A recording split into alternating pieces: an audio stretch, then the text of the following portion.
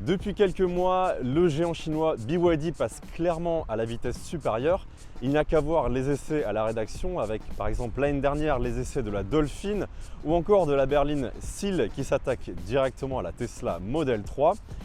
Avec le BYD Seal U, le chinois s'attaque à un très gros morceau puisqu'il veut rivaliser frontalement avec la Tesla Model Y, qui est tout simplement le modèle numéro 1 des ventes en France en électrique l'année dernière, avec plus de 37 000 unités écoulées.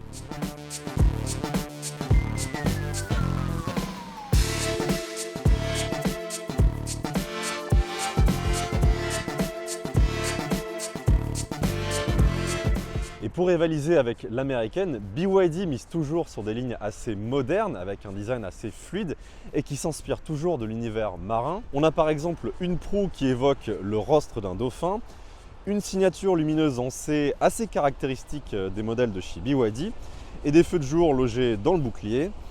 De profil, on remarque une ligne continue qui part de l'extérieur des feux avant et qui court tout le long de la carrosserie. C'est assez joli et ça se prolonge jusqu'à l'arrière avec un petit béquet, juste au-dessus d'un bandeau de LED qui relie les deux optiques. Au niveau du gabarit, ce Seal U, c'est un gros SUV familial puisqu'on est à 4,79 m de long pour 1,68 m de haut et 1,88 m de large. Donc on est quand même 4 cm plus long qu'un Tesla Model Y et 5 cm plus large. En revanche, au niveau de l'empattement, ce Seal U, il est 10 cm de moins que le Model Y avec 4,77 m. Et on verra au niveau de l'empattement si l'habitabilité est toujours aussi bonne. Et enfin, au niveau de l'aérodynamisme, il faut savoir que le Seal U a un CX de 0,32 quand la Tesla Model Y, qui a un design très travaillé, descend à 0,23.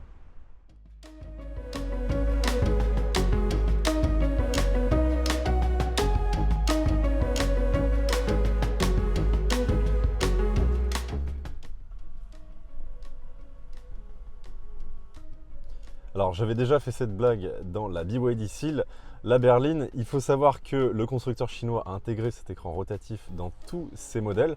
Alors c'est inutile, ça sert toujours à rien selon moi, mais ça a le mérite d'être original. Sinon dans cette BYD Seal U, la dotation de série est très bien fournie, surtout dans cette version design. Ça commence par des sièges en simili-cuir micro perforés qui sont à la fois ventilés, chauffants.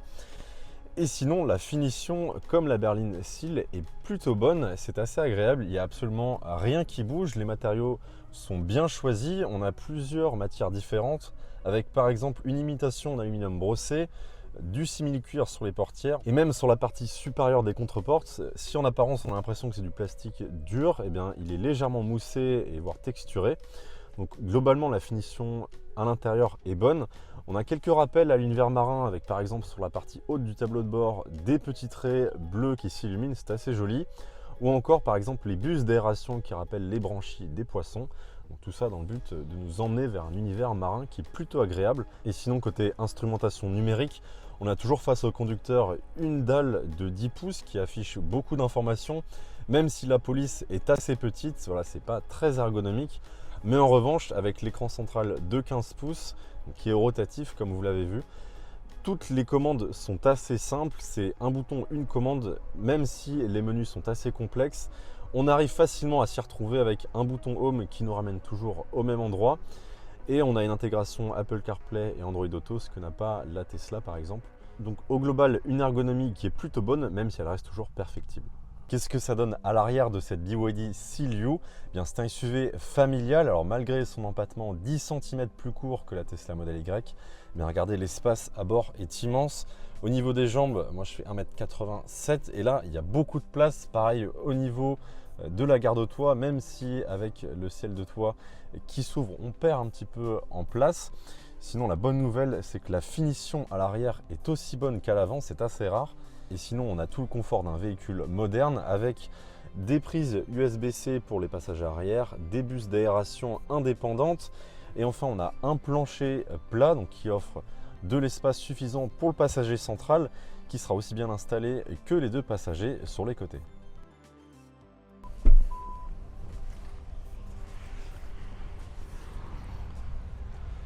Qu'est-ce que ça donne au niveau du volume de chargement pour ce BYD Seal U?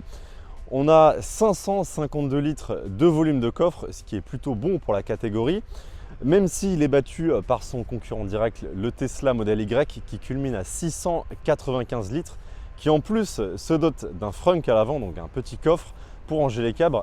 Ici, on n'a pas ce petit coffre à l'avant. En revanche, on a un plancher plat. Une fois que les banquettes sont rabattues, on a plus de 1400 litres de volume de chargement et on peut soulever cette partie pour y ranger une partie des câbles, même s'il reste encore d'autres câbles qu'on va devoir ranger ailleurs. Alors cette BYD Seal U, elle est proposée en deux versions. Une première finition d'entrée de gamme confort et une autre version design, c'est celle que nous avons à l'essai aujourd'hui. Alors dans les deux cas, il s'agit du même groupe motopropulseur. C'est un bloc de 160 kW de puissance électrique qui développe environ 218 chevaux pour 330 Nm de couple sur notre version. Et également cette version design, elle apporte la transmission intégrale. Donc clairement, ce Seal U, il n'a pas de vocation sportive, voire dynamique. C'est un SUV qui mise avant tout sur le confort pour ses passagers. Je vous rappelle, c'est un grand SUV familial, mais qui mise aussi et avant tout sur l'autonomie. Justement, sur ce point, qu'est-ce qui distingue les deux versions? Eh bien, c'est tout simplement la capacité de la batterie. Sur la version confort, on a un accumulateur de 71,8 kW. Et sur notre version design, on a la grosse batterie de 87 kW qui permet d'atteindre environ 500 km en cycle WLTP. Justement, en termes de consommation et d'autonomie, un premier bilan, qu'est-ce que ça donne à bord de ce BYD Seal U? On a été assez surpris sur notre petit trajet du jour. On a eu pas longtemps le véhicule. Notre ordinateur de bord affiche 17,8 kWh au 100. Donc avec la batterie de 87 kWh, ça nous laisse présager, après un rapide calcul, 489 km réels sur les 500 annoncés. C'est plutôt une excellente nouvelle. Alors évidemment, il faudra faire passer ce Seal U sur le banc du labo d'AutoPlus pour avoir les chiffres réels. Autre point important, c'est évidemment la recharge. Cette version design plus haut de gamme accepte une recharge rapide d'essai avec 140 kW de puissance qui permet de regagner de 10 à 80% d'autonomie en 43 minutes selon les chiffres de BYD. Au niveau du comportement routier, qu'est-ce que ça donne ce BYD Seal U? C'est un gros SUV familial, il est assez lourd, il fait plus de 2 tonnes une sur la balance. Rendez-vous compte, c'est 300 kg de plus que la Tesla Model Y. Et au niveau de son comportement routier, c'est un véhicule qui est assez pâteau, il faut le dire. Dans les virages, voilà, il y a un petit peu de roulis, il ne faut pas prendre trop vite les enchaînements de courbes.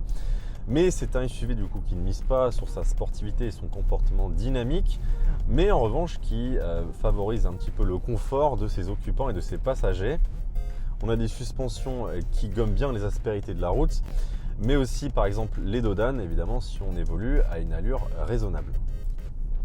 Autre point sur cette BYD Seal U, c'est le rayon de braquage. BYD n'annonce pas de chiffres, mais on a un gros SUV qui braque assez mal. Il faut s'y reprendre parfois à 2 fois lors des manœuvres et dans des routes un peu serrées, même dans les têtes d'épingle, il faut parfois mettre la marche arrière.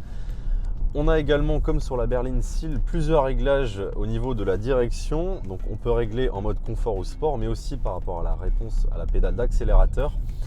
Mais ça ne change pas grand chose malheureusement. Par exemple au niveau de la direction, on a un flou milieu qui est assez conséquent avec une sensation directionnelle qui est assez aseptisée. Et en revanche au niveau de la pédale d'accélérateur, on a quelque chose d'un petit peu plus réactif quand on met en mode sport.